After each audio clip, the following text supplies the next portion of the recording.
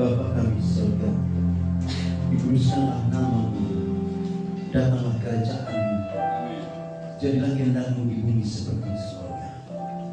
Hari ini ya Tuhan, di bait-Mu kami umat-Mu memuji dan membesarkan nama-Mu, dan kami yakin bahwa sesungguhnya Engkau Tuhan adalah Allah yang layak dipuji dan disembah oleh setiap makhluk.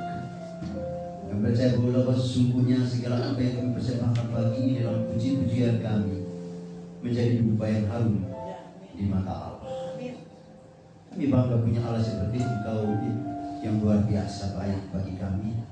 Kami merasakan kemurahan-Mu, kami merasakan kasih sayang-Mu, kami merasakan bagaimana Tuhan menyertai langkah hidup kami, dan kami merasakan berkat-berkat Tuhan yang luar biasa dalam hidup kami. Pujian, syukur, hormat, dan kemuliaan hanya bagi nama yang paling ajaib. Hari ini ya Tuhan, di tengah ibadah ini Bapa, kami umat-Mu ingin diberkati dengan kebenaran firman Allah. Sungguh kami membutuhkan firman-Mu untuk perjalanan iman kami di dunia ini. Karena itu ya Tuhan, kami mohon Roh Kudus bekerja dalam hidup kami, agar kami boleh konsentrasi untuk menikmati berkat firman Tuhan hari ini. Hamba-Mu yang akan menyampaikan firman-Mu, urapilah hamba-Mu, berbicara lewat hamba-Mu ya Tuhan, agar kami semua hari ini terberkati luar biasa di dalam Engkau. Tutup bungkus kami dengan kuasa darah-Mu.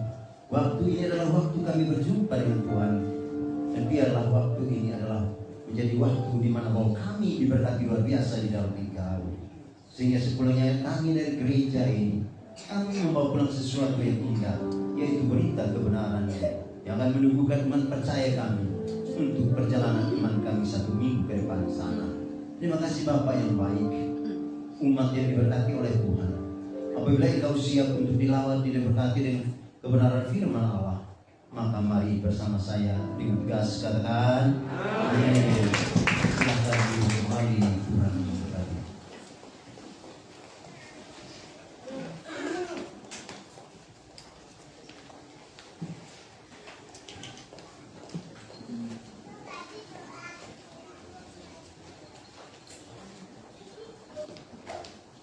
Mari kita buka Alkitab kita dalam 1 Yohanes pasal 2 ayat 3 sampai dengan ayat yang ke-6.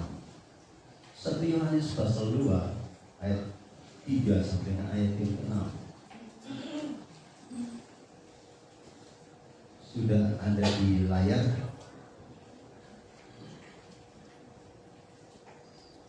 Saya akan membacakan ayat ini dan Bapak Ibu disimak. Ayat yang 3. Dan inilah tandanya bahwa kita mengenal Allah, yaitu jikalau kita menuruti perintah-perintahnya. Barang siapa berkata, aku mengenal Dia, tetapi tidak menuruti perintahnya, ia adalah seorang pendusta, dan di dalamnya tidak ada kebenaran. Ayat yang ke-5. Tetapi barang siapa menuruti firman-Nya, di dalam orang itu sungguh sudah sempurna kasih Allah. Dengan itulah kita ketahui bahwa kita ada di dalam Dia. Ayat yang ke-6. Barang siapa mengatakan bahwa ia ada di dalam Dia, ia wajib hidup sama seperti Kristus telah hidup. Demikianlah firman Tuhan, dan Alkitab berkata, berbahagialah mereka yang membaca firman Tuhan, merenungkan firman Tuhan, dan lebih dari itu akan melakukannya dalam hidupnya tiap-tiap hari. Amin. Shalom. Bapak Ibu merasa diberkati Tuhan? Saya percaya bahwa itu semua adalah orang yang merasakan berkat Tuhan yang luar biasa.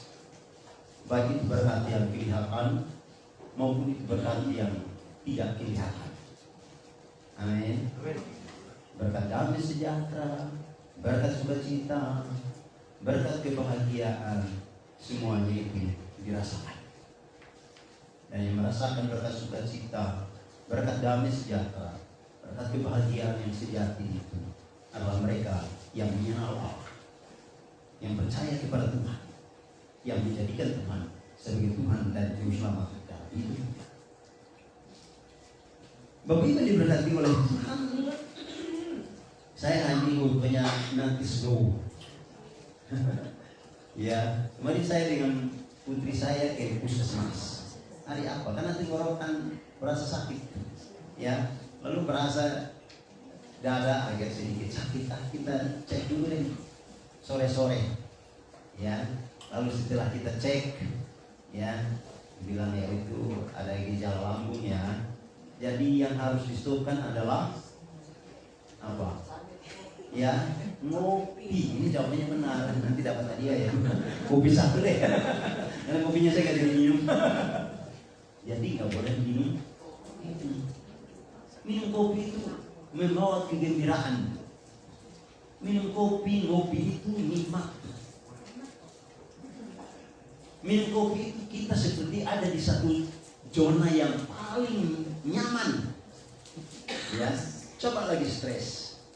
Lalu tiba-tiba kopi 1 gelas, apalagi kopinya yang sedikit bagus ya. Kita rasanya dunia ini milik sendiri. Rasanya hidup ini tidak ada persoalan. Ya, rasanya pokoknya rasanya paling enak hidup ini. Ya, itu baru kopi. Ya, lalu saya coba renungkan harus tinggalkan zona nyaman itu. Ya, kenapa? Demi kesehatan, demi kebaikan, demi kebahagiaan. Ya, kita akan makin bahagia kalau kita nurut. Amin. Demikian pula ketika kita baca firman Tuhan, merenungkan firman Tuhan, kita akan makin berbahagia kalau kita nurut.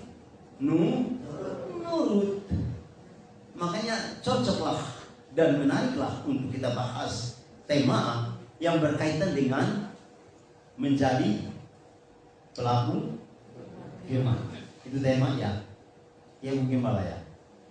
Ya, saya koreksi biar cek biar menjadi pelaku firman. Dari teks bacaan ini saya ingin berbicara 3 hal. Yang pertama yaitu adalah menumbuh kembangkan cinta kasih sejati. Yang kedua adalah menumbuh kembangkan panggilan ilahi. Dan yang ketiga itu adalah saya ingin berbicara tentang menumbuh kembangkan karakter hidup Kristiani, karakter Kristus. Itulah yang saya coba sampaikan. Ini adalah bagian dari bagaimana kita melakukan firman Allah. Amin. Dan saya berpikir bahwa hidup tanpa cinta kasih itu hambar. Sedang lagi hidup tanpa cinta kasih hambar. Hidup tanpa kasih sayang hambar. Setiap manusia butuh kasih sayang. Ya, dulu kami waktu kuliah suka canda itu kan. Dia itu BTT. BTT itu apa? Butuh tati tayang. Ya, butuh kasih sayang. Setiap insan itu butuh kasih sayang. Oma-oma apalagi itu. Oma-oma kalau nggak diladenin cucunya ngambek dia. Ya, itu oma-oma. Ya oma-oma ya. Atau di sini nggak ada. Tapi demikian. Artinya bahwa dari kecil atau sejak kita lahir sampai pada nanti ketiadaan itu datang, setiap kita butuh kasih sayang. Setiap kita perlu merespon panggilan ilahi dalam diri kita. Setiap kita perlu bagaimana mengembangkan sikap, sifat yang saya namakan karakteristik Kristus. Harus tumbuh kembangkan. Maka itulah yang akan membuat kita menjadi orang-orang yang berbahagia. Bapak Ibu perhatikan baik dalam teks kita. Dari ayat 3, ayat 4, ayat 5, ayat 6, ya, perhatikan ya. Yohanes itu membedahnya dan memunculkan dua hal dari teks yang kita baca. Ya, ayat 3 dan 4 itu sebenarnya dia akan masuk kepada bagaimana Yohanes menekankan bahwa menaati perintah-perintah Allah adalah tanda bahwa kita mengenal Allah. Menaati perintah-perintah Allah itu adalah tanda bahwa kita mengenal Allah. Ada arti di situ. Itu artinya bahwa kita harus memiliki komitmen untuk hidup sesuai dengan kehendak Allah. Dan kalau kita punya komitmen untuk hidup sesuai dengan kehendak Allah, itu artinya kita adalah orang yang melakukan firman Allah. Firman Allah. Kita adalah pelaku kebenaran, pelaku firman Allah. Lalu dalam ayat 5 dan 6 itu, ya, Yohanes juga mengungkapkan bahwa jika kita menaati firman Tuhan, maka kasih Allah itu akan sempurna dalam hidup kita. Makanya saya tertarik dengan lagu pertama tadi itu. Ya, apa judulnya tadi? Pokoknya ini Bapak sentuh hatiku. Pertanyaan bijaknya adalah mengapa Bapak Ibu berani menyanyikan Bapak sentuh hatiku? Kita berani menyanyikan lagu itu, Bapak sentuh hatiku karena aku telah mengenal Engkau. Bapak sentuh hatiku karena aku percaya kepadamu. Bapak sentuh hatiku karena aku tahu bahwa kasih yang sempurna itu hanya datang dari Bapak. Tidak ada kasih yang lebih sempurna dari kasih Bapak. Makanya benar kalau kita melakukan lagu itu dengan berkata, Bapak sentuh hatiku, ubah hidupku. Orang yang merasakan sentuhan kasih Bapak pasti mengalami perubahan dalam hidupnya, karena dia mengalami cinta dengan Tuhan. Kalau kita tidak mengalami cinta dengan Tuhan, kasih dari Bapa, itu berpotensi untuk kita tidak akan berubah dalam perjalanan iman kita. Kita berubah karena kita merasakan kasih Bapa sempurna luar biasa dalam hidup kita. Amin. Bapak Ibu yang diberkati oleh Tuhan, ketika saya melihat bagian ini, makanya saya coba menggali untuk mengatakan bahwa adalah penting untuk kita menumbuh kembangkan cinta kasih sejati itu dalam hidup kita. Berbicara soal cinta sejati dalam hidup itu berbicara tentang perasaan sayang. Berbicara tentang cinta sejati dalam hidup itu berbicara tentang cinta yang tulus, tidak ada embel-embel. Berbicara tentang cinta sejati itu adalah berbicara tentang cinta kasih sayang tanpa pamrih, tanpa menuntut suatu balasan apapun. Dengar baik, berbicara kasih itu tidak enak. Amin. Siapa yang bilang kasih itu enak? Coba kasih, sederhanakan di dalam berpikir kita. Kasih, oh iya ya, kasih. Tak, kasih itu sama dengan memberi. Kasih berarti mengorbankan. Kasih berarti sakit. Ya, kasih, saya coba renungkan, kasih itu berarti merugi. Ada yang kita mesti keluarkan, itulah kasih. Contohnya apa? Ketika Bapak mengutus anaknya datang ke dalam dunia, itulah kasih yang sempurna. Sakit nggak di situ? Ada penderitaan nggak di situ? Ada pengorbanan nggak di situ? Jawabannya yes.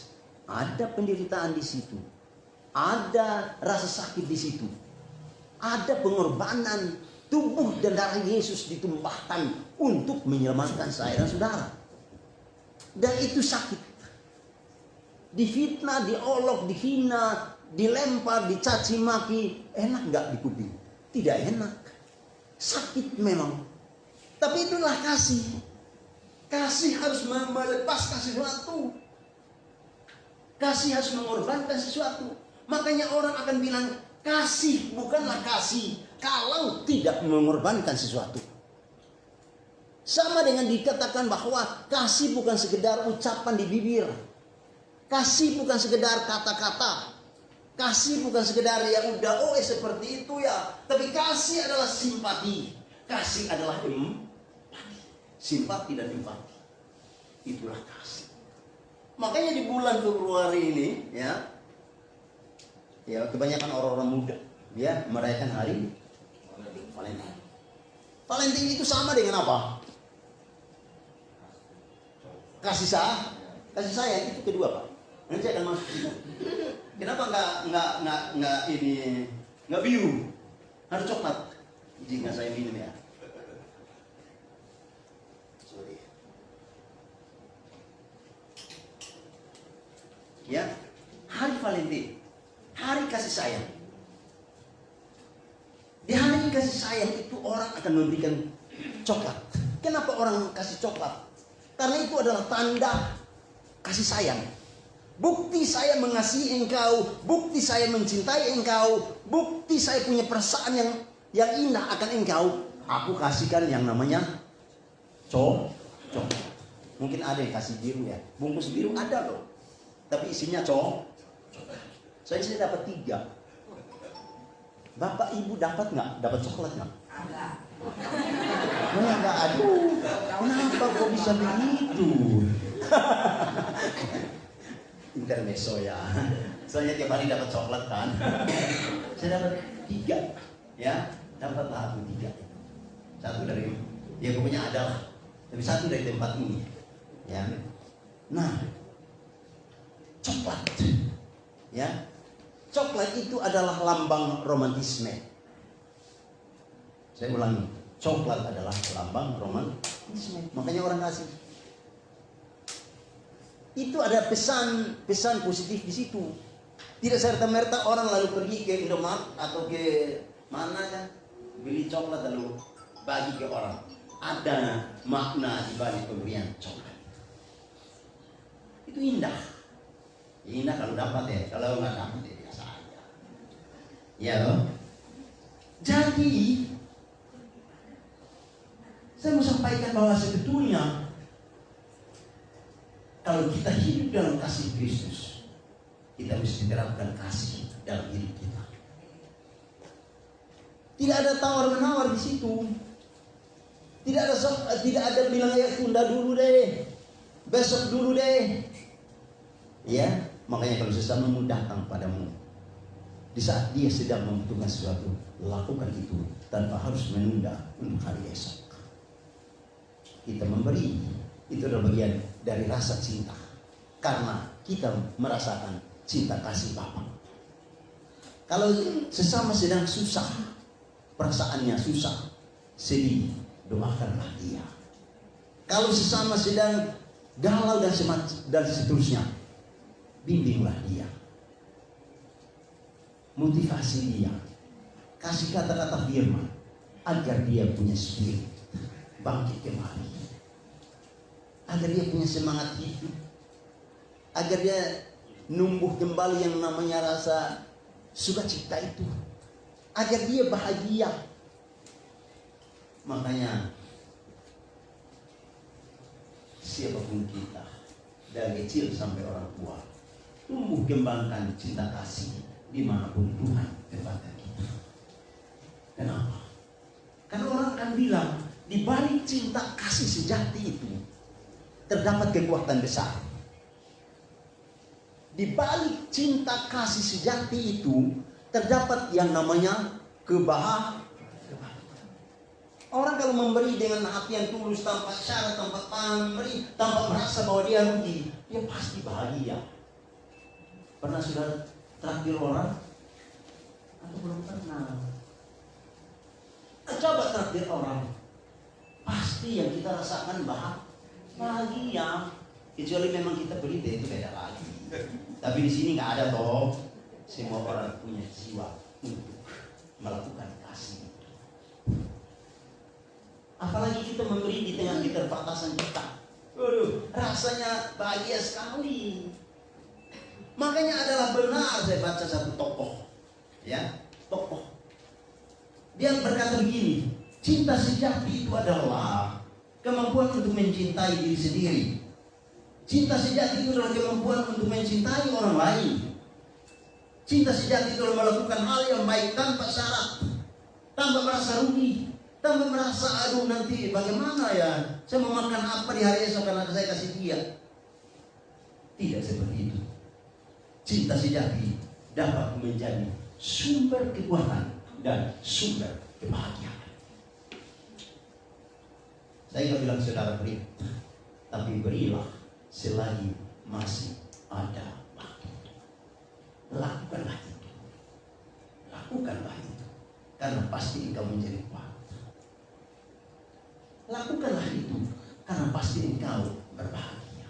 Saya nggak usah ngomong bahwa lu beri 100 deh, nanti besok lu dikasih 200. Enggak. Teorinya enggak begitu. Berilah karena disitulah kekuatanmu. Berilah karena disitulah kebahagiaanmu. Kenapa? Karena engkau sedang melakukan perintah Bapa. Amin. Engkau harus lakukan perintah Bapa. Kasih. Makanya itulah yang diungkapkan oleh si penulis teks ini, yaitu Yohanes. Berpesan demikian. Kita merasakan cinta kasih sempurna. Kita harus implementasikan. Kita harus terapkan dalam hidup kita tiap hari. Amin. Ada orang melakukan, tapi aku tanya Roh Kudus dulu deh. Gak apa-apa.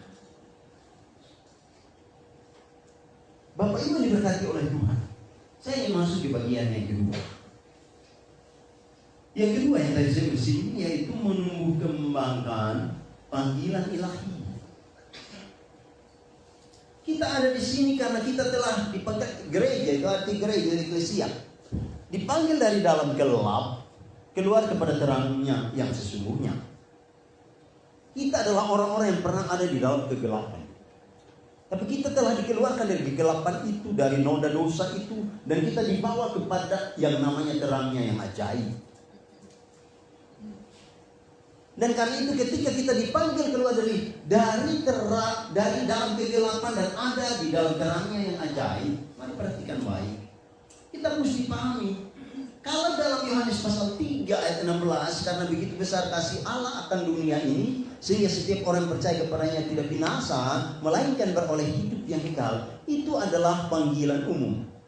Amin. Ya, panggilan itu ada 3. Panggilan umum, apalagi? Panggilan khusus dan panggilan istimewa. Panggilan umum adalah panggilan untuk semua orang di seluruh dunia ini, tidak hanya dari Sabang sampai Merauke, Miangas sampai Pulau Rote, tapi di seluruh benua di dunia ini, kalau dapat percaya kepada Tuhan. Itulah panggilan umum. Makanya saya ulangi ayat itu, karena begitu besar kasih Allah akan dunia ini, sehingga setiap orang yang percaya kepadanya tidak binasa, melainkan beroleh hidup yang kekal. Itulah panggilan umum. Makanya lihat, kita merespon panggilan itu, dan itu artinya kita melakukan firman Allah. Hari ini kita berkumpul di rumah Tuhan. Panggilan khusus adalah panggilan untuk semua orang yang sudah menjadi warga gereja, ikut serta beritakan Injil. Jadi Bapak, Ibu, dan saya punya tugas untuk pergi, amin. Tidak hanya datang duduk di gereja mendengarkan firman Tuhan untuk kepentingan diri sendiri, lalu selesai di situ. Tapi setelah itu keluar dari gedung gereja dan bawa kabar baik itu, dan kabar baik itu diberitakan kepada orang lain. Dan itulah panggilan khusus bagi saya dan saudara. Kita mesti doakan orang lain, nasihatin orang lain, bimbing orang lain, tahu firman, beritakan kepada orang lain. Ada kesempatan untuk nasihatin orang lain, sampaikan itu. Seperti tadi saya di pintu gereja ngobrolin orang Santo. Oh, saya bawa ini penumpang orang Kupang bla bla bla. Ada yang dari Kalimantan ini, saya sempat ngomong tentang kebenaran. Itu adalah bagian dari kita menjalankan panggilan khusus. Dimanapun engkau berada, engkau harus ngomong kebenaran itu kepada orang lain. Itu bagian dari kita memberitakan kabar baik, amin. Memberitakan kabar baik tidak hanya di mimbar ini. Buatlah mimbar di mana-mana. Artinya ketika ketemu orang lain, sampaikan firman Allah supaya mereka diberkati. Amin. Dan itu adalah tugas orang percaya. tugas saya, saudara. Panggilan istimewa adalah panggilan, ya. Kalau tadi itu di Matius 28 ayat 19-20. Lalu panggilan istimewa itu di dalam Efesus pasal 4 ayat 11. Saya angkat aja. Efesus 4 ayat 11. Itu akan berbicara tentang 5 jawatan gereja. Penginjil, pengajar, gembala, rasul, dan nabi. Semua orang nggak bisa masuk di situ. Itu adalah mereka yang dipanggil khusus oleh Tuhan untuk masuk dalam panggilan istimewa itu, supaya mereka menjalankan tugas itu. Makanya di gereja lokal begini jangan sampai semua orang bangun jadi gembala. Nggak bisa. Karena itu panggilan istimewa. Nggak bisa semua orang bangun lalu jadi pengajar, dosen, guru, dan segala macam. Itu panggilan istimewa. Lalu penginjil dan selanjutnya. Jadi saya nggak main di situ untuk menjelaskan panjang lebar. Tapi paling tidak saudara dengar, mengingatkan itu. Ya, nah. Dalam menjalankan hal itu ada baca sendiri ya Bapak Ibu ya, ada di situ. Dan ialah yang memberikan baik rasul-rasul, satu ya, 5 jawatan itu, rasul-rasul. Yang kedua, nabi-nabi, penginjil atau pemberita Injil ya. Yang ketiga, gembala-gembala dan pengajar. Di kitab lain juga ada ini. Itu adalah 5. Itu adalah panggilan istimewa, 5 jawatan gereja. Ya, nah, bicara soal panggilan, kita mau respon panggilan khusus, kita udah ada di khusus ya, karena kita udah percaya, Bapak Ibu, kalau kami udah ada di panggilan istimewa itu. Untuk meresponi itu, saya coba merenungkan bahwa butuh yang namanya komitmen. Amin. Untuk merespon panggilan itu butuh yang namanya kesetiaan, komitmen, kesetiaan. Dan yang satu lagi adalah butuh yang namanya pengabdian. Amin. Mengabdikan diri kepada panggilan itu, kepada Allah untuk melakukan tugas-tugas itu. Ya, mau memberitakan Injil ya udah harus komit. Mau jadi berkat buat orang lain harus komitmen. Setelah komit harus setia dan abdikan diri di situ. Karena di dalam pelayanan tidak ada hitungan-hitungan secara finansial. Karena kita melayani proyek Allah. Amin. Ya, jadi kalau udah bicara itu jangan bicara soal itu proyek, bukan. Karena itu bicara panggilan, mengabdikan diri di jalan Allah. Makanya ambil keputusan untuk masuk di panggilan istimewa, mesti berdoa, berlutut baik-baik. Apakah aku akan masuk atau Tuhan mempersiapkan aku untuk masuk di dalam sana? Karena ketika masuk di area jadi pendeta, benar-benar harus panggilan hati. Amin. Jadi nggak asal. Kalau hanya asal ya udah. Itu saya nggak bahas. Saya sedang bimbing skripsi untuk 2 mahasiswi. Mereka sedang menulis tentang kepemimpinan yang responsif di era postmodern dan efektivitasnya untuk pertumbuhan secara kualitatif di gereja lokal. Enak itu. Lalu satu dia nulis tentang bagaimana kepemimpinan Musa dalam kitab Keluaran dan implementasinya dalam pertumbuhan gereja. 2 judul skripsi karya ilmiah ini enak. Saya coba belajar di situ. Kenapa kalian angkat itu sebelum saya bimbing? Kenapa kalian angkat itu? Yang satu mengatakan bahwa memang ketika kita belajar tentang kepemimpinan Musa, maka Musa adalah pemimpin yang terbuka. Musa adalah pemimpin yang memberi tugas atau delegasi. Musa adalah orang yang siap diberi saran. Musa adalah orang yang melahirkan pemimpin. Pemimpin melahirkan pemimpin. Bicara soal kepemimpinan responsif di era postmodern, pemimpin membuka diri. Kenapa? Karena kepemimpinan di era ini diperhadapkan dengan yang namanya pluralisme. Diperhadapkan dengan yang namanya individualisme. Ya, diperhadapkan dengan teknologi yang makin canggih. Coba perhatikan individualisme. Kita di sini berbahagia, ramai-ramai salaman, senyum satu sama lain, menanya kabar. Di luar sana nggak ada itu. Ya, udah jalan masing-masing aja. Kita sedang digiring menuju kepada kehidupan seperti itu. Makanya generasi kita akan sampai ke saat dimana bahwa mereka akan jalan seolah-olah di kiri kanan tidak ada siapa-siapa. Warga gereja sedang digiring masuk kepada keadaan individualisme itu. Gak mau peduli lagi dengan orang lain. Makanya kita saya pelajari bagian itu. Oh iya, pemimpin gereja harus bisa melahirkan pemimpin-pemimpin baru di gereja lokal. Makanya kita berdoa, ya, amin, supaya di GBI Mangga Besar akan muncul generasi-generasi muda yang menjadi pemimpin-pemimpin yang handal untuk memimpin di negeri ini. Nggak usah berpikir saya mau nanti ini untuk dapat gajinya besar. Lebih besar dari itu adalah saya mau supaya menjadi pemimpin yang handal di era ini. Kenapa? Ketika kita kaitkan dengan panggilan ilahi ini, maka saya mau dipakai di negeri ini menjadi pemimpin yang handal. Untuk di dalam kepemimpinan itulah aku bisa ikut serta mengabarkan kabar baik kepada orang-orang yang aku pimpin. Karena kepemimpinan itu bicara tentang kita punya pengaruh. Ya, orang-orang muda dengar, ya. Kalau yang ngomong-ngomong, ya ini sambil lewat aja. Kepemimpinan ini bicara soal dia punya pengaruh. Kepemimpinan ini bicara soal bagaimana dia bisa mengajak orang lain untuk bergerak bersama-sama, berjalan bersama-sama, capai visi misi atau tujuan yang ada di sana. Orang-orang muda mesti punya mimpi besar di depan sana. Jangan hanya mimpi untuk dapat gaji besar. Tapi mimpi untuk bagaimana di suatu saat nanti aku ikut serta memberitakan kabar baik, orang lain diberkati. Mimpinya mesti besar seperti itu. Karena kita telah merasakan kasih Bapa yang luar biasa. Amin. Lalu yang terakhir, kan udah waktunya.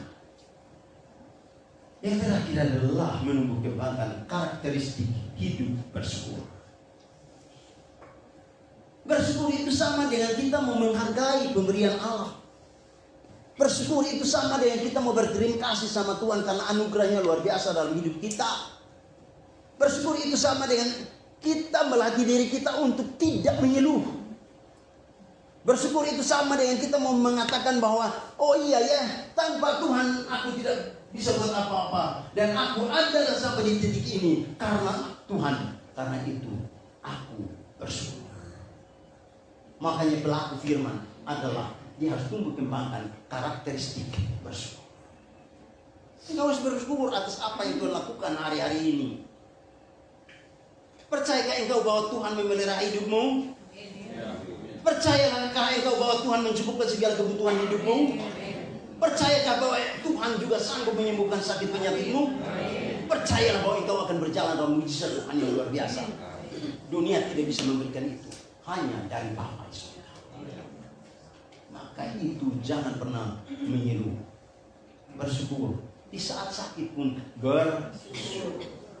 Di saat kekurangan bersyukur. Karena di balik bersyukur ada berkat Allah. Makanya menjadi warga gereja, mari kita perbaiki diri. Dalam perjalanan hidup kita, kita menjadi orang-orang yang senantiasa bersyukur. Saya bersyukur. Ya. Saya tanggal 19 dengan istri saya itu usia pernikahan 20 tahun. Mau dipikir-pikir, itu karena cinta. Cinta pertama dari atas, lalu cinta kita saling mencintai. Membangun rumah. Kita harus belajar untuk bersyukur. Amin.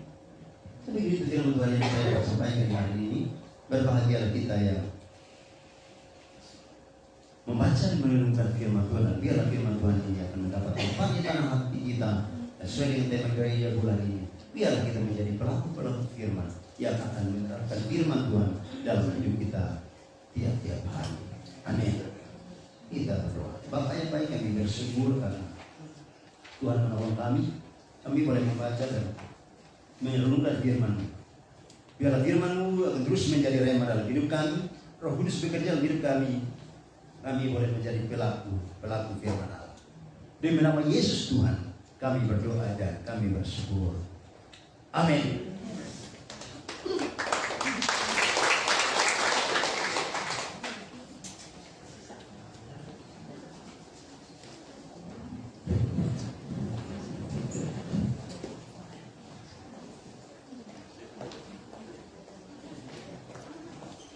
Shalom saudara, kita semua diberkati ya pada pagi hari ini.